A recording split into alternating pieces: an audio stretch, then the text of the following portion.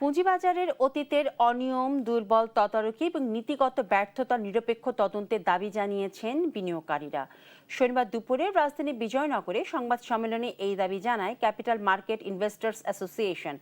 বিনিয়োগকারীরা বলেন, দীর্ঘদিনের আস্থাহীনতা এবং অনিয়মের কারণে ক্ষতিগ্রস্ত হয়েছেন সাধারণ বিনিয়োগকারীরা। তাই নতুন কমিশনের কাছে তারা স্বচ্ছতা, জবাবদিহিতা এবং কার্যকর বাজার তদারকি নিশ্চিতের আহ্বান জানায় সংগঠনটি। তাদের দাবি, একীভূত হওয়া 5 ব্যাংকের ক্ষুদ্র এবং সাধারণ বিনিয়োগকারীদের ন্যায্য স্বার্থ নিশ্চিতে দ্রুত পদক্ষেপ নিতে হবে। পাশাপাশি নতুন কমিশনকে প্রথম 100 দিনের কর্মপরিকল্পনা প্রকাশের আহ্বান জানান সংগঠনটি। সময়ে পুঁজিবাজারে সংগঠিত অনিয়ম, কারসাজি, দুর্বল তদারকি পুঁজিবাজার দেশের অর্থনৈতিক উন্নয়ন হয়েছে তার বিপরীত। অন্যান্য ক্ষেত্রে যা হয়েছে, পুঁজিবাজার ওই 15 বছরে যত মানুষ ক্ষতিগ্রস্ত হয়েছে, আমি দেখি এই রাশেদ মাকসুদ কমিশন এবং তার পৃষ্ঠপোষক একটা পশু স্বরূপ আমি তাকে মনে করি।